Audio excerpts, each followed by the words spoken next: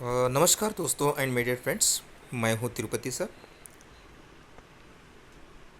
The Tirupati sir biology is my channel on YouTube, so please subscribe my channel Tirupati Sir's Biology to get the updates of 11th and 12th biology। Last lecture में मैंने आपको बताया था prokaryotic cell and followed by eukaryotic cell के different organelles के बारे में मैंने आपको बताया था। आज के इस सेशन में जो कि यूकैरियोटिक सेल पार्ट 2 है, इसमें हर एक ऑर्गेनेल्स के बारे में थोड़ा बहुत मैं आपको इन्फॉर्मेशन दूंगा। राइट, सो यहाँ पे स्टार्ट करते हैं यूकैरियोटिक सेल, खास करके animal cell. So this is the animal cell, जहाँ पे आप देख रहे होंगे यहाँ पे डिफरेंट ऑर्गेनेल्स आपको देखने को मिल रहे हैं। सी कौन कौन से है यहाँ पे, न्यूक्लियस आपको दिख रहा है। राइट, अभी न्यूक्लियस के डिफरेंट पार्ट्स है ये सब। न्यूक्लियस के ऊपर सबसे ऊपर का जो कवरिंग है न्यूक्लियर एनवेलप कहते हैं उसको। राइट, उसके अंदर में क्या होता है, chromatin. Chromatin is nothing but the DNA. Right, so DNA in the form of chromatin ये न्यूक्लियस के अंदर में होगा, और उसी के अंदर में न्यूक्लियोलस होता है जहाँ पे राइबोसोम्स बनते हैं। राइट, और उसके बाद आप यहाँ पे देख रहे हैं पेरोक्सिसोम्स। पेरोक्सिसोम्स का काम है वेस्ट को मेटाबोलाइज करना। राइट, आने वाले स्लाइड्स में अपन देखेंगे कि पेरोक्सिसोम का स्ट्रक्चर किस तरह से दिखाई देता है। राइट, और कौन से एंजाइम्स होते हैं जो वेस्ट को मेटाबोलाइज करते हैं। उसके बाद है एंडोप्लाज्मिक रेटिकुलम। यहाँ पे देख रहे हो आप endoplasmic reticulum. Endoplasmic reticulum which is get associated with the nucleus. Nucleus के सराउंडिंग में अगर आप देख रहे होंगे तो यहाँ पे एंडोप्लाज्मिक रेटिकुलम होता है। एंडोप्लाज्मिक रेटिकुलम दो तरह का होता है, first is rough and second is smooth endoplasmic reticulum. अभी रफ और स्मूथ में क्या डिफरेंस है? रफ इन द सेंस वहाँ पे इस एंडोप्लाज्म के साथ राइबोसोम्स एसोसिएट होंगे जो कि प्रोटीन सिंथेसिस करते हैं। स्मूथ एंडोप्लाज्मिक रेटिकुलम है, इसके पास राइबोसोम्स नहीं होते हैं। स्मूथ एंडोप्लाज्मिक रेटिकुलम का काम होता है लिपिड्स को बनाना। सो वन इज़ रफ, जहाँ जिसके साथ राइबोसोम्स होते हैं जो प्रोटीन को बनाता है। One is smooth endoplasmic reticulum, जिसके पास राइबोसोम्स नहीं होते हैं तो वो लिपिड बनाता है। Right, next is cytoskeleton. Cytoskeleton में कौन कौन सी चीज़ें आती है मैं आपको बता देता हूँ। साइटोस्केलेटन माइक्रोट्यूबुल्स है उसमें। राइट, सेंट्रोजोम्स है। ये जितने भी यहाँ पे राइट साइड में दिख रहे हैं, खास करके यहाँ तक, कहाँ तक, microtubule, centrosome, right, intermediate filaments and microfilaments, इन सभी को अपन कहते हैं साइटोस्केलेटन। साइटोस्केलेटन का मतलब क्या होता है? साइटोस्केलेटन जो फिलामेंट्स, माइक्रोफिलामेंट्स और माइक्रोट्यूबुल से बनता है, ये सारी चीज़ें जो है ये प्रोटीन से बनते हैं। राइट, ये साइटोप्लाज्म को पूरा कवर करता है and it arise from the envelope of the nucleus to the cell membrane. कहाँ से अरेज होती है? न्यूक्लियस के जो ऊपर का पार्ट है वहाँ से लेके सेल मेम्ब्रेन तक ये एक प्रोटीन मैट्रिक्स होता है। राइट, जो माइक्रोट्यूबुल्स को बनाता है, देन फिलामेंट्स को बनाता है, माइक्रोफिलामेंट्स को बनाता है। राइट, जो कि एक सेल को एक पर्टिकुलर शेप देता है, जिसको अपन साइटोस्केलेटन कहते हैं। तो cytoskeleton it consist of microtubules, then centrosome, filaments, intermediate filaments and the microfilaments. इन सब चीज़ों से साइटोस्केलेटन बनता है। साइटोस्केलेटन, साइटो मतलब cytoplasm, skeleton these are the components. Is a clear? उसके अलावा अपने को क्या देखना है? जैसे कि प्लाज्मा मेम्ब्रेन है, क्या दिया है उसके अलावा? प्लाज्मा मेम्ब्रेन है। Just a minute, plasma membrane is there. Yes, this is plasma membrane. Plasma membrane is cell का जो आउटर मोस्ट कवरिंग है उसको अपन प्लाज्मा मेम्ब्रेन कहेंगे। Is a clear? उसके अलावा और क्या दिख रहा है आपको? लाइजोसोम्स। लाइजोसोम्स जो है इसके पास कुछ हाइड्रोलाइटिक एंजाइम्स होते हैं जो फूड को भी डाइजेस्ट करता है, और जो अनवांटेड मटेरियल होता है जैसे कि वॉर्नआउट सेल्स होते हैं, सेल्स जिसकी डेथ हो जाती है, तो वो भी एपोप्टोसिस करके कि और by means of some mechanisms ये सेल्स को डाइजेस्ट करके अनवांटेड मटेरियल को बाहर निकालता है। कोई भी बैक्टीरिया जब सेल के अंदर जाता है तो लाइजोसोम्स तुरंत एक्टिवेट हो जाता है, हाइड्रोलाइटिक एंजाइम्स रिलीज करके उस बैक्टीरिया को मार देता है। राइट, उसके बाद गोल्जी एपरेटस है। यहाँ पे जो स्ट्रक्चर दिख रहा है आपको। Right, in the coming slides में आपको बताऊंगा गोल्जी एपरेटस क्या है, इसका क्या काम होता है। वैसे साइटोप्लाज्म है, जो साइटोप्लाज्मिक मैट्रिक्स जो जेल लाइक कंसिस्टेंसी होती है। राइट, जिसमें सारे ऑर्गेनेल्स तैरते हुए दिखाई देंगे आपको। उसके बाद mitochondria, as we know very well, mitochondria is the powerhouse of cell. Right, जो एटीपी जनरेट करता है। देन वैक्यूल है, ये एनिमल सेल दिख रहा है अपन, इसलिए ये वैक्यूल छोटा दिख रहा है आपको। वही प्लांट सेल अगर होगा तो वैक्यूल बड़ा होता है, right. So let's see plasma membrane. So यहाँ पे जो आपको प्लाज्मा मेम्ब्रेन दिख रहा है, this is the bilayer, ये दो लेयर दिख रही है, this is the upper layer and this is the inner layer. अभी हर लेयर जो है फॉस्फोलिपिड से बनता है, तो हर फॉस्फोलिपिड के पास दो पोर्शन होते हैं, एक होता है टेल पोर्शन और एक होता है हेड पोर्शन। ये जो ग्लोबुलर स्ट्रक्चर दिख रहा है आपको, हेड पोर्शन है और this one is tail portion, right. तो यहाँ पे देखो क्या लिखा है, the membranes lipid bilayer structure that provides the cell with access control through the permeability. तो जो सेल मेम्ब्रेन है, जब आप माइक्रोस्कोपिक स्ट्रक्चर देखोगे तो इस तरह से दिखाई देगा, जिसमें फॉस्फोलिपिड बाइलेयर दिखेगा। फॉस्फोलिपिड में भी उसके दो पार्ट्स है, head portion and tail portion, दोनों साइड में। This is head portion and this is tail portion, और इस कंप्लीट पोर्शन को अपन कहते हैं phospholipid. This is one phospholipid. So ऊपर में एक फॉस्फोलिपिड है, नीचे में एक फॉस्फोलिपिड है, इसलिए इसको अपन क्या कहते हैं, फॉस्फोलिपिड बाइलेयर। ये फॉस्फोलिपिड बाइलेयर से बनता है, यहाँ पे दिया है, राइट। तो इसके पास दो टेल पोर्शन है, हाइड्रोफोबिक एंड हाइड्रोफिलिक। हाइड्रोफिलिक मतलब जो वाटर लविंग है, जो वाटर को एब्जॉर्व कर सकता है वो। हाइड्रोफोबिक मतलब जो वाटर इम्परवियस है, मतलब वाटर से आसानी से मिक्स नहीं होता है। Is a clear. Hydrophobic in the sense क्या हो गया, ऑयल और वाटर को मिक्स कर सकते क्या, नहीं कर सकते, तो यहाँ पे ऑयल क्या हो गया, हाइड्रोफोबिक हो गया। हाइड्रोफिलिक मतलब क्या हो गया, वाटर को वाटर के साथ मिक्स करोगे तो वो मिक्स होगा, राइट, उसको अपन कहेंगे hydrophilic. So this is about plasma membrane. Plasma membrane क्या करता है, कुछ आयंस है जैसे कि सोडियम है, पोटेशियम है, कैल्शियम है, सेवरल आयंस जो भी है वो सेल के अंदर और सेल के बाहर इनका इनफ्लक्स और आउटफ्लक्स जो है वो रेगुलेट करता है। ये प्लाज्मा मेम्ब्रेन का मेन फंक्शन है, राइट। उसके बाद साइटोप्लाज्म। साइटोप्लाज्म ऑलरेडी मैंने आपको बताया है कि साइटोप्लाज्म क्या है। साइटोप्लाज्म जो है ये जेल लाइक कंसिस्टेंसी होता है सेल के अंदर में, जहाँ पे सारे सेल ऑर्गेनेल्स होते हैं। Is it clear. और इस साइटोप्लाज्म जो है ये कई सारे सेलुलर प्रोसेसेस होते हैं, जैसे कि मेटाबॉलिक प्रोसेस वगैरह जो है ना। सो प्रोटीन फोल्डिंग है, इंटरनल ट्रांसपिरेशन है, ये सारी चीज़ें कहाँ पे होती है, साइटोप्लाज्म में होती है। तो साइटोप्लाज्म इज नथिंग बट एक जेल लाइक एनवायरनमेंट है, जहाँ पे सारे ऑर्गेनेल्स ठहरते हुए आपको दिखेंगे, जहाँ पे कई सारे सेलुलर प्रोसेस होती है, including metabolism, protein folding, right, internal transpiration, ये सारी चीज़ें जो है ये साइटोप्लाज्म में होती है। उसके बाद न्यूक्लियस है। न्यूक्लियस क्या कहता है, nucleus it stores chromatin, DNA plus proteins. अभी एक चीज़ मैं आपको बताता हूँ, क्रोमैटिन किसको कहते हैं। मैंने प्रोकैरियोटिक सेल बताते टाइम पे आपको क्रोमैटिन ये वर्ड यूज़ नहीं किया, मैंने सिर्फ डीएनए यूज़ किया है। So one DNA the content is with chromatin and the DNA is without chromatin.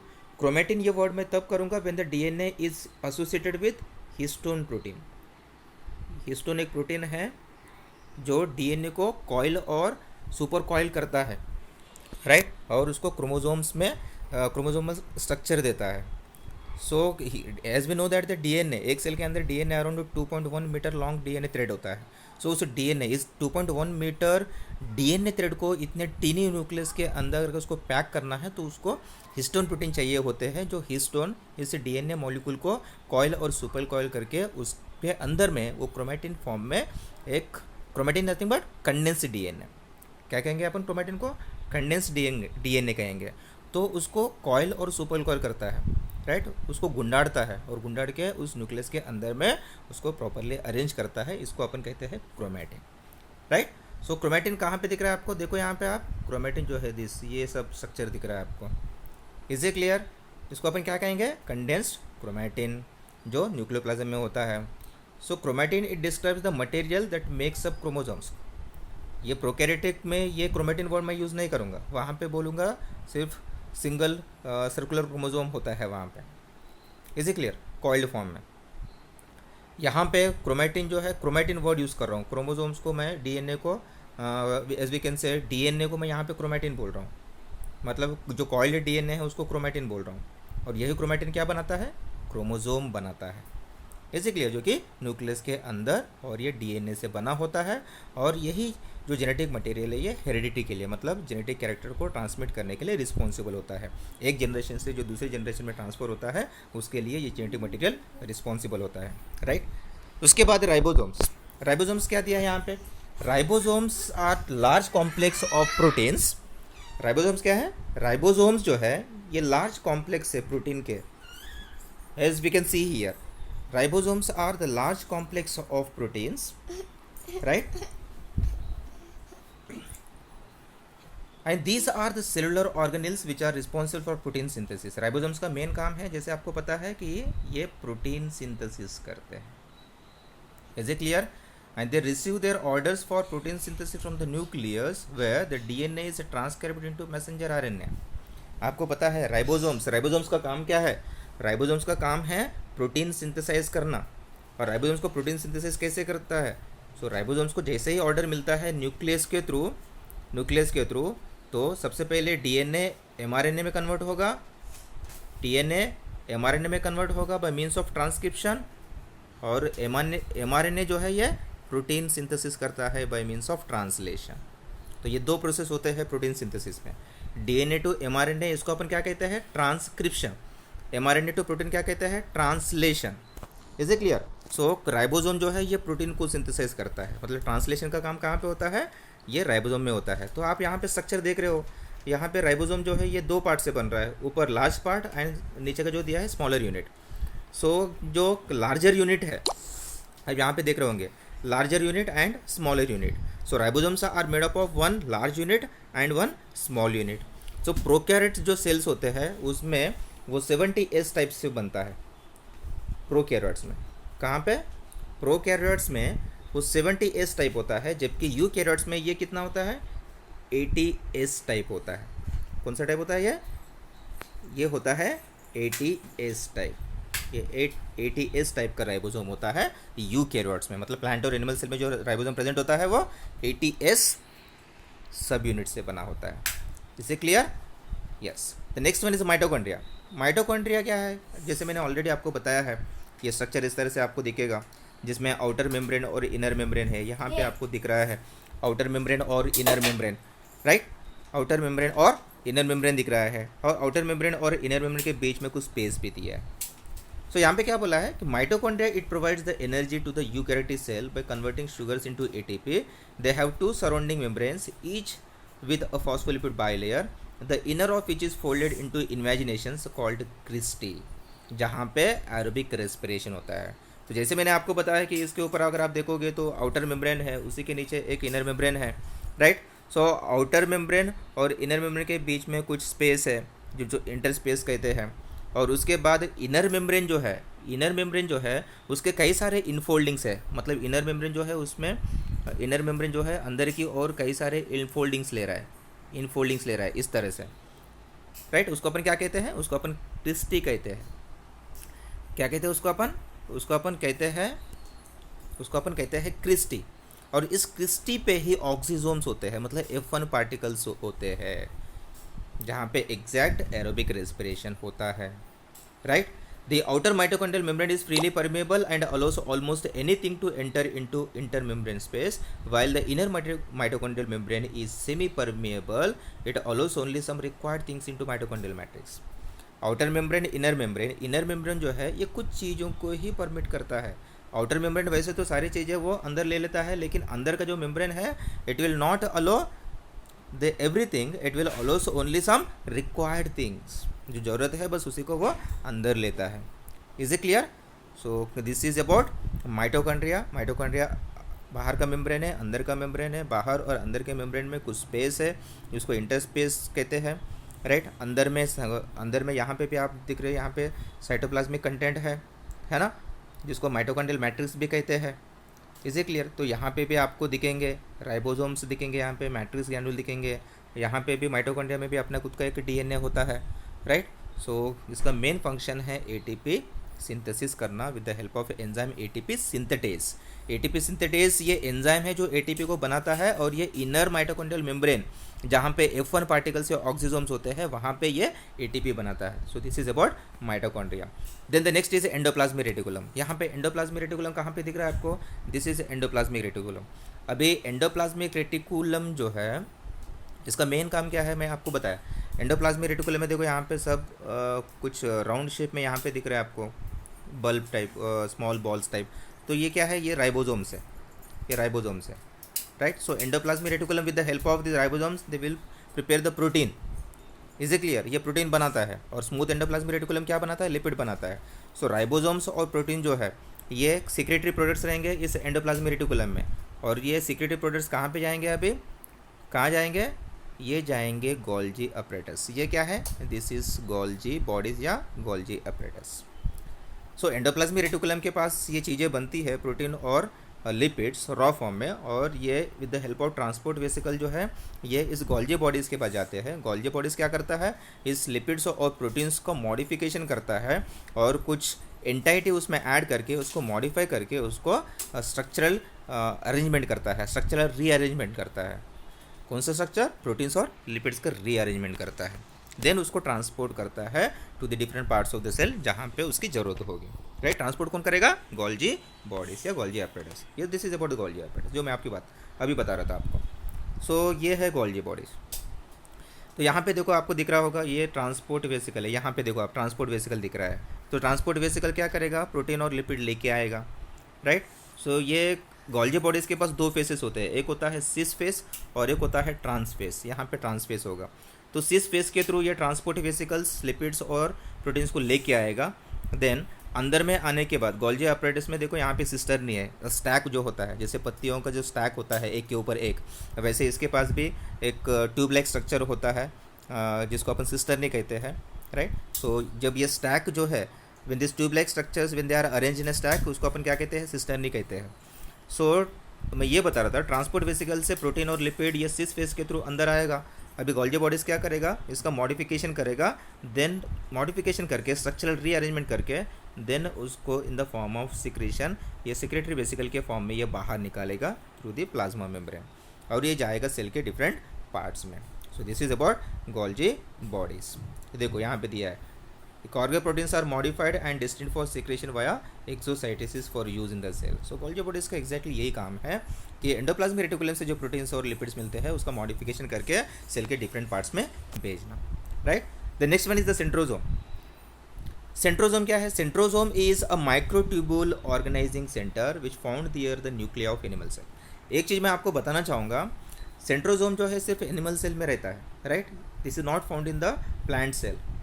Plant cell में नहीं रहता है, ये प्लांट सेल में नहीं होगा, ये आप ध्यान में रखिएगा। अभी सेंट्रोजोम क्या है? सेंट्रोजोम के पास जो है ए पेयर ऑफ सेंट्रियोल्स होते हैं। यहाँ पे देखो it contains a pair of centrioles. ये यहाँ पे दिख रहा है आपको, this is centriole, this is centriole. दोनों सेंट्रियोल देखो आप at right angle to each other है। राइट, एक दूसरे के वो 90 एंगल पे प्रेजेंट होते हैं। तो हमेशा ध्यान में रखना सेंट्रियोल जो है वो परपेंडिकुलर रहते हैं एक दूसरे के। राइट, और हर सेंट्रियोल जो है वो माइक्रोट्यूबुल से बनता है। It is contains the triplet of microtubules. This is triplet, तीन साथ में है, तीन माइक्रोट्यूबुल साथ में होते हैं, साथ में होते हैं। तो यहाँ पे देखो 1 2 3 4 5 6 7 8 9 टोटल कितने हो गए? वो टोटल 9 ट्रिपलेट से माइक्रोट्यूबुल्स के। तो हर एक सेंट्रियोल जो है वो 9 ट्रिपलेट से बनता है माइक्रोट्यूबुल के। ये आप ध्यान में रखना है। माइक्रोट्यूबुल का मेन फंक्शन क्या है? माइक्रोट्यूबुल का मेन फंक्शन जो है ये स्पिंडल फॉर्मेशन करता है सेल डिवीजन के टाइम पे। राइट, और ये खास करके प्लांट सेल में दिखाई देता है। तो सेंट्रोजोम का मेन काम है स्पिंडल फॉर्मेशन करना with the help of microtubule. जो स्पिंडल फॉर्मेशन सेल डिवीजन के टाइम पे इसका बड़ा इंपॉर्टेंट रोल होता है। राइट, देन साइटोस्केलेटन, ऑलरेडी मैंने आपको बताया साइटोस्केलेटन जो है प्रोटीन फिलामेंट से बनता है। जैसे ये है, ये जो राइट स्ट्रक्चर आप देख रहे होंगे, तो इस तरह का ये इस तरह का एक साइटोप्लाज्मिक स्केलेटन आपको दिखेगा जो प्रोटीन से बनता है, खास करके माइक्रोफिलामेंट से, फिलामेंट से, माइक्रोट्यूबुल से। राइट, तो ये एक कॉम्प्लेक्स डायनेमिक नेटवर्क होता है इंटरलिंकिंग प्रोटीन फिलामेंट्स का, जो पूरे साइटोप्लाज्म में फैला होता है और ये बैक्टीरिया और आर्की में दोनों में प्रेजेंट होता है। ये एक्सटेंड कहाँ से होता है? ये सेल न्यूक्लियस से लेके सेल मेम्ब्रेन तक एक्सटेंड होता है और ये मेनली बनता है प्रोटीन से। और यूकैरियोट्स में अगर आप देखोगे it composed of 3 main components. कौन कौन से हैं? Microfilaments, intermediate filaments and microtubules. और ये मेनली रिस्पॉन्सिबल होते हैं रैपिड ग्रोथ के लिए। राइट, और प्रॉपर सेल ग्रोथ के लिए ये 3 जो है ये मेनली रिस्पॉन्सिबल होते हैं। तो ये ध्यान में रखना है। साइटोस्केलेटन जो है अंदर में न्यूक्लियस के ऊपर से लेके सेल मेम्ब्रेन तक, ये एक इंटर कनेक्टिव नेटवर्क होता है प्रोटीन्स का, जो मेनली इसका इंपॉर्टेंट रोल होता है उसके सेल के ग्रोथ में। जो साइटोस्केलेटन सेल को भी एक पर्टिकुलर शेप देता है, उस सेल शेप को मेंटेन करते करते उसके ग्रोथ में भी इसका बड़ा इंपॉर्टेंट रोल होता है। Right, then lysosome. लाइजोसोम क्या है? मैंने ऑलरेडी आपको बताया है। लाइजोसोम्स ये सेट ऑफ ऑर्गेनेल है जो साइटोप्लाज्म में प्रेजेंट होते हैं। ये ध्यान में रखना है, लेकिन ये प्लांट सेल में नहीं होते हैं। Lysosomes are not present in plant cell, ये भी आपको ध्यान में रखना है। जैसे मैंने आपको सेंट्रोसोम बताया है, वैसे लाइजोसोम भी है, ये भी प्लांट सेल में नहीं होता है। Lysosome present in only in animal cell. किस में प्रेजेंट होते हैं? ये एनिमल सेल में प्रेजेंट होते हैं। तो एक चीज़ आपको ध्यान में रखना है, लाइजोसोम्स को जो है सुसाइडल बैग भी कहते हैं, सुसाइडल बैग भी कहते हैं सेल का। क्यों? क्योंकि ये सेल के गार्बेज को डिस्पोज करता है। तो सेल के अंदर में जो भी फॉरेन बैक्टीरिया या फॉरेन माइक्रोब्स या फॉरेन टॉक्सिन्स जो सेल के अंदर में आते हैं, तो लाइजोसोम ऐसा ऑर्गेनेल है जो तुरंत एक्टिवेट हो जाता है और जो भी बाहर के बैक्टीरिया, जिसको अपन फॉरेन बैक्टीरिया या टॉक्सिन कहेंगे, उसको तुरंत एंगल्फ करके उसको मार देता है, उसको डाइजेस्ट करके उसको बाहर निकाल देता है, राइट। सो ये lysosomes are called cells garbage disposals, मतलब ये सेल के अंदर में जो भी वेस्ट मटेरियल रहेगा उसको डाइजेस्ट करके ये बाहर निकाल देगा। लाइजोसोम्स के पास जो है, लाइजोसोम्स के पास अगर आप डायग्राम में देख रहे होंगे यहाँ पे, तो दिख रहा होगा आपको, lysosomes contain the digestive enzymes. What the lysosomes contains? This contains the digestive enzymes. इसके पास डाइजेस्टिव एंजाइम्स होते हैं। तो जैसे ही बाहर से कोई फूड पार्टिकल हो गया, कोई बाहर का पार्टिकल हो गया, जब अंदर आता है, राइट, सो ये एक वैक्यूल बनाता है, फूड वैक्यूल। और फूड वैक्यूल बनाने के बाद लाइजोसोम के पास जो अपना खुद के डाइजेस्टिव एंजाइम्स होते हैं, वो डाइजेस्टिव एंजाइम्स इस वैक्यूल के साथ कंबाइन होकर उसके अंदर का जो मटेरियल है उसको डाइजेस्ट करते हैं, राइट। और जो अनडाइजेस्टेड मटेरियल होता है वो एक्सोसाइटोसिस के थ्रू बाहर आ जाता है। मतलब जो अनवांटेड मटेरियल है वो सेल के थ्रू वो एक्सोसाइटोसिस प्रोसेस के थ्रू बाहर निकाल देता है। Is a clear? और जब फूड पार्टिकल अंदर आता है तो ये फैगोसाइटोसिस प्रोसेस से अंदर लेता है। जब उसको डाइजेस्ट करने के बाद जो अनवांटेड मटेरियल है वो एक्सोसाइटोसिस के थ्रू बाहर निकालता है। Is a clear? और ऐसे ही जब कोई फॉरेन बैक्टीरिया या फॉरेन पार्टिकल भी आता है, वो भी उस टाइम पे भी ये इसी तरह से उस सेल को अंदर लेता है, then with the help of hydrolytic enzymes उसको डाइजेस्ट करके, उसको किल करके, उसका जो अनवांटेड मटेरियल है वो एक्सोसाइटोसिस के थ्रू बाहर निकालता है। So this is the function of lysosome. Next is पैरोक्सिसोम। पैरोक्सिसोम क्या है? पैरोक्सिसोम again it is the organelle, again it is the organelle which is present in the animal and the plant cell. अब major function क्या है इसका पैरोक्सिसोम का?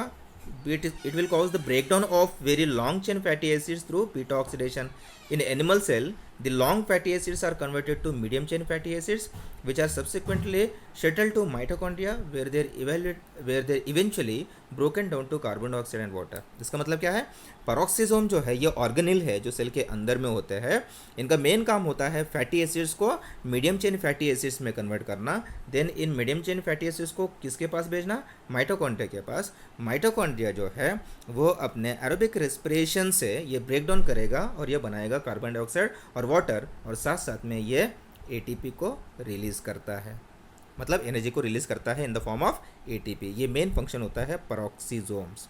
पैरोक्सिसोम्स के पास भी ये कैटालिसिस होते हैं, जैसे आपको पता है peroxisome, these are the enzymes. इसके पास कुछ एंजाइम्स होते हैं और वो एंजाइम जो है ये लॉन्ग चेन फैटी एसिड्स को मीडियम चेन फैटी एसिड्स के पास कन्वर्ट करते हैं, और वो मीडियम चेन फैटी एसिड जो है माइटोकॉन्ड्रिया के पास जाता है और उसके पास ब्रेक डाउन होकर फर्दर ये कार्बन डाइऑक्साइड वाटर बनाता है। So this is about पैरोक्सिसोम।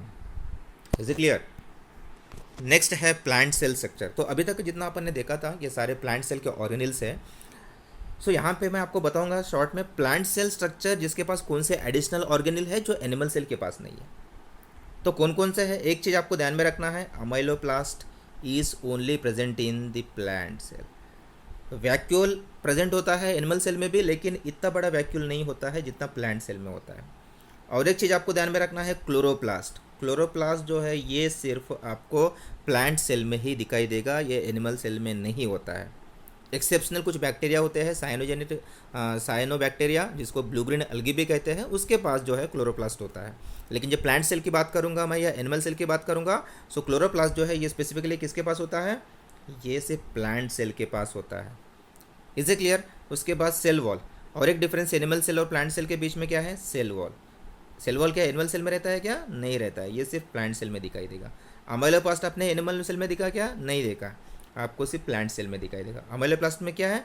Amyloplast ये ऑर्गेनेल है जो स्टार्च को स्टोर करके रखता है, राइट।